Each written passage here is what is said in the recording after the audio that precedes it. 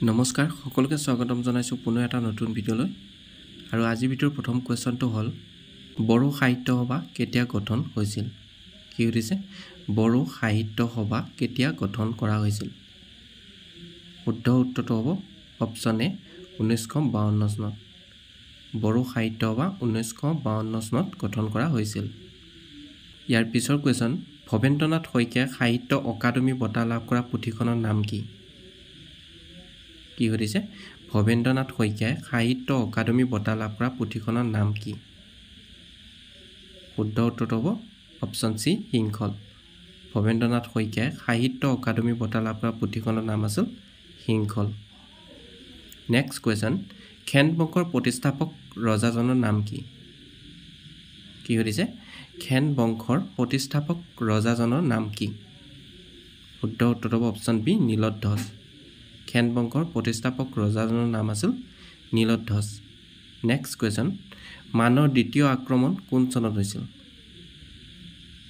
কি হৈছে মানৰ দ্বিতীয় আক্ৰমণ কোন চনত হৈছিল শুদ্ধ উত্তৰ অপচন বি 1819 চনত মানৰ দ্বিতীয় আক্ৰমণ হৈছিল 1819 চনত নেক্সট কোৱেশ্চন প্ৰথম ঘূৰণীয়া মেচ মেলত অংশগ্ৰহণ কৰা অসমৰ একমাত্ৰ প্ৰতিনিধিজন কোন আছিল কি হৈছে প্ৰথম ঘূৰণীয়া মেচ মেলত অংশগ্ৰহণ কৰা অসমৰ একমাত্ৰ প্ৰতিনিধিজনৰ নাম হৈছে শুদ্ধ উত্তৰটো হ'ব অপচন এ চন্দ্ৰধৰ বৰুৱা প্ৰথম ঘূৰণীয়া মেচ মেলত অংশগ্ৰহণ কৰা অসমৰ একমাত্ৰ প্ৰতিনিধিজন আছিল চন্দ্ৰধৰ বৰুৱা নেক্সট কোৱেশ্চন ভাৰত বুৰঞ্জীত কাক জ্ঞানী মূৰ্খ ৰজা বোলা হয় কি হৈছে ভাৰত বুৰঞ্জীত কাক জ্ঞানী মূৰ্খ ৰজা বুলি কোৱা হয় শুদ্ধ উত্তৰটো হ'ব অপচন বি মহম্মদ বিন তুগলক মহম্মদ বিন তুগলকক ভাৰত বুৰঞ্জীত জ্ঞানী মূৰ্খ ৰজা বুলি কোৱা হয় নেক্সট কোৱেশ্চন ভাৰতৰ দ্বিতীয় মোগল সম্ৰাট কোন আছিল কি হৈছে ভাৰতৰ দ্বিতীয় মোগল সম্ৰাট কোন আছিল শুদ্ধ উত্তৰটো হ'ব অপচন সি হুমায়ুন ভাৰতৰ দ্বিতীয় মোগল সম্ৰাট আছিল হুমায়ুন নেক্সট কোৱেশ্চন আকবৰনামা আৰু আইন ই আকবৰী কোনে ৰচনা কৰিছিল কি হৈছে আকবৰনামা আৰু আইন ই আকবৰী কোনে ৰচনা কৰিছিল শুদ্ধ উত্তৰটো হ'ব অপচন ডি আবুল ফজলে ইয়াৰ পিছৰ কোৱেশ্চন মোক তেজ দিয়া মই তোমাক স্বাধীনতা দিম উক্তিটো কাৰ কি হৈছে মোক তেজ দিয়া মই তোমাক স্বাধীনতা দিম এই উক্তিটো কাৰ শুদ্ধ উত্তৰটো হ'ব অপচন এ সুভাষ চন্দ্ৰ বসু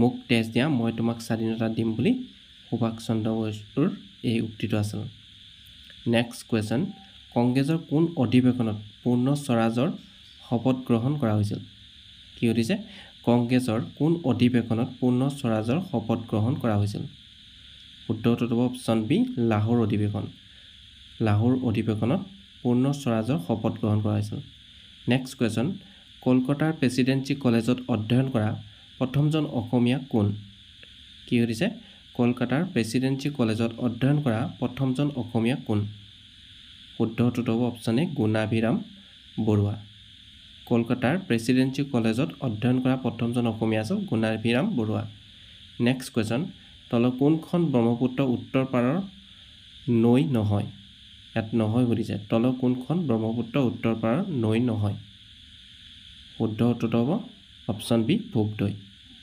পিছৰ কোৱেশ্চন তলৰ কোনখন বৰাকৰ উপনৈ কি হৈছে তলৰ কোনখন বৰাকৰ উপনৈ শুদ্ধ উত্তৰটো হ'ব option D Sonai next question কিমান চনৰ পৰা কাজিৰঙাই ৰাষ্ট্ৰীয় উদ্যানৰ মৰ্যাদা লাভ কৰে কি সুধিছে কিমান চনৰ পৰা কাজিৰঙাই ৰাষ্ট্ৰীয় উদ্যানৰ মৰ্যাদা লাভ কৰে শুদ্ধ উত্তৰটো হ'ব অপচন ডি 1976 চনৰ পৰা 1976 চনৰ পৰা কাজিৰঙাই ৰাষ্ট্ৰীয় উদ্যানৰ মৰ্যাদা লাভ কৰে পিছৰ কোৱেশ্চন সাহিত্য অকাডেমি পুৰস্কাৰপ্ৰাপ্ত প্ৰথম অসমীয়া উপন্যাসখনৰ নাম কি সুধিছে সাহিত্য অকাডেমি পুৰস্কাৰপ্ৰাপ্ত প্ৰথম অসমীয়া উপন্যাসখনৰ নাম কি শুদ্ধ উত্তৰটো হ'ব অপচন বি ইয়াৰুঙ্গম সাহিত্য অকাডেমি পুৰস্কাৰপ্ৰাপ্ত অসমীয়া উপন্যাসখনৰ নাম হ'ল ইয়াৰুঙ্গম পিছৰ কোৱেশ্চন প্ৰথম অসমীয়া ব্যংগ আলোচনীখনৰ নাম কি সুধিছে প্ৰথম অসমীয়া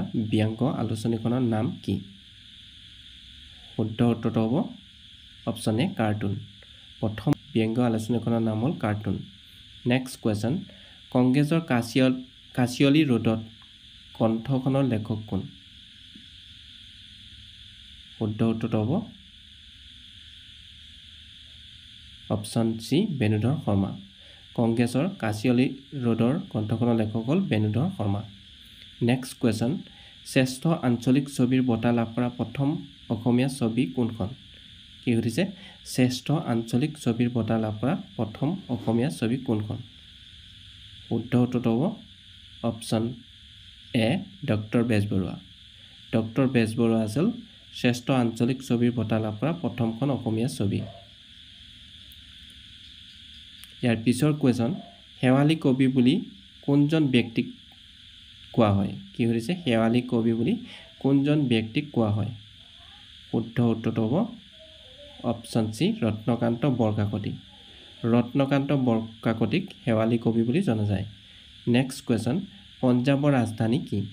কি সুধিছে? পঞ্জাৱৰ ৰাজধানী কি? শুদ্ধ উত্তৰটো হ'ব অপশ্যন বি চণ্ডীগড়। পঞ্জাৱৰ ৰাজধানী হ'ল চণ্ডীগড়। ইয়াৰ পিছৰ কুৱেশ্যন, কাজিৰঙা ৰাষ্ট্ৰীয় উদ্যানক কিমান চনত বিশ্ব ঐতিহ্য ক্ষেত্ৰ হিচাপে স্বীকৃতি দিয়ে? কি সুধিছে? কাজিৰঙা ৰাষ্ট্ৰীয় উদ্যানক কিমান চনত বিশ্ব ঐতিহ্য ক্ষেত্ৰ হিচাপে স্বীকৃতি দিয়ে? শুদ্ধ উত্তৰটো হ'ব অপশ্যন এ 1985 চন। 1985 চনত কাজিৰঙা ৰাষ্ট্ৰীয় উদ্যানক বিশ্ব ঐতিহ্য ক্ষেত্ৰ হিচাপে স্বীকৃতি দিয়ে। ইয়াৰ পিছৰ কুৱেশ্যন, মানাহ ৰাষ্ট্ৰীয় উদ্যান কোনখন জিলাত অৱস্থিত? কি সুধিছে? মানাহ ৰাষ্ট্ৰীয় উদ্যান কোনখন জিলাত অৱস্থিত? শুদ্ধ উত্তৰটো হ'ব অপশ্যন চি বাক্সা জিলাত। মানাহ ৰাষ্ট্ৰীয় উদ্যানখন বাক্সা জিলাত অৱস্থিত।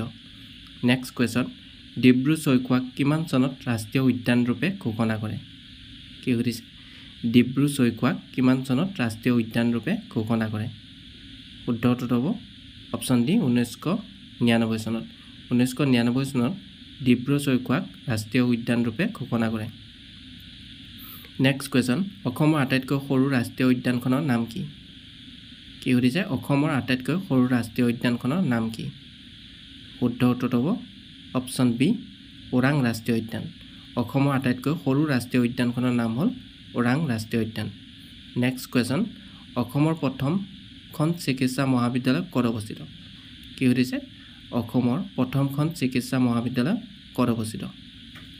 শুদ্ধ উত্তৰটো হ'ব অপশ্যন চি ডিব্ৰুগড়। অসমৰ প্ৰথমখন চিকিৎসা মহাবিদ্যালয় ডিব্ৰুগড়ত অৱস্থিত। নেক্সট কুৱেশ্যন, স্বাধীন অসমৰ প্ৰথম ৰাজ্যপাল কোন আছিল? কি সুধিছে? স্বাধীন অসমৰ প্ৰথম ৰাজ্যপাল কোন আছিল? শুদ্ধ উত্তৰটো হ'ব অপশ্যন ডি আকবৰ হাইদেৰী। আকবৰ হাইদেৰী আছিল স্বাধীন অসমৰ প্ৰথমজন ৰাজ্যপাল। ইয়াৰ পিছৰ কুৱেশ্যন, প্ৰহ্লাদ চৰিত্ৰ কাৰ ৰচনা? কি সুধিছে? প্ৰহ্লাদ চৰিত্ৰ কাৰ ৰচনা? শুদ্ধ উত্তৰটো হ'ব অপশ্যন এ হেম সৰস্বতী। প্ৰহ্লাদ চৰিত ৰচনা কৰিছিল হেম সৰস্বতীয়ে। নেক্সট কুৱেশ্যন, বৰদলৈ ট্ৰফী কিমান চনৰ পৰা আৰম্ভ হয়? কি সুধিছে? বৰদলৈ ট্ৰফী কিমান চনৰ পৰা আৰম্ভ হয়? শুদ্ধ উত্তৰটো হ'ব অপশ্যন বি 1952 চনত। বৰদলৈ ট্ৰফী 1952 চনৰ পৰা আৰম্ভ হয়। নেক্সট কুৱেশ্যন, কাঁহৰ বাচন বৰ্তন ক'ত নিৰ্মাণ কৰা হয়? কি সুধিছে? কাঁহৰ বাচন বৰ্তন ক'ত নিৰ্মাণ কৰা হয়? শুদ্ধ উত্তৰটো হ'ব অপশ্যন চি সৰ্থেবাৰী। সৰ্থেবাৰীত কাঁহৰ বাচন বৰ্তনৰ নিৰ্মাণ কৰা হয়। ইয়াৰ পিছৰ কুৱেশ্যন, অসম এছ'চিয়েশ্যন কিমান চনত গঠন কৰা হয়? কি সুধিছে? অসম এছ'চিয়েশ্যন কিমান চনত গঠন কৰা হয়? শুদ্ধ উত্তৰটো হ'ব অপশ্যন বি 1903 চন। 1903 চনত অসম এছ'চিয়েশ্যন গঠন কৰা হয়। পিছৰ কুৱেশ্যন, পলাশী যুদ্ধ কিমান চনত হৈছিল? শুদ্ধ উত্তৰটো হ'ব অপশ্যন চি 1757 চনত। পলাশী যুদ্ধ সংঘটিত হৈছিল 1757 চনত। নেক্সট কুৱেশ্যন, যোৰহাট সাৰ্বজনীন সভাৰ প্ৰতিষ্ঠাপক কোন আছিল? কি সুধিছে? যোৰহাট সাৰ্বজনীন সভাৰ প্ৰতিষ্ঠাপক কোন আছিল? শুদ্ধ উত্তৰটো হ'ব অপশ্যন ডি জগন্নাথ বৰুৱা। যোৰহাট সাৰ্বজনীন সভাৰ প্ৰতিষ্ঠাপক আছিল জগন্নাথ বৰুৱা। নেক্সট কুৱেশ্যন, ভাৰতীয় ৰিজাৰ্ভ বেংকৰ প্ৰতীক কি? কি সুধিছে? ভাৰতীয় ৰিজাৰ্ভ বেংকৰ প্ৰতীক কি? শুদ্ধ উত্তৰটো হ'ব অপশ্যন এ বাঘ। ভাৰতীয় ৰিজাৰ্ভ বেংকৰ প্ৰতীক হ'ল বাঘ। সত্যমেৱ জয়তে বাক্যশাৰী ক'ৰ পৰা লোৱা হৈছে কি সুধিছে সত্যমেৱ জয়তে বাক্যশাৰী ক'ৰ পৰা লোৱা হৈছে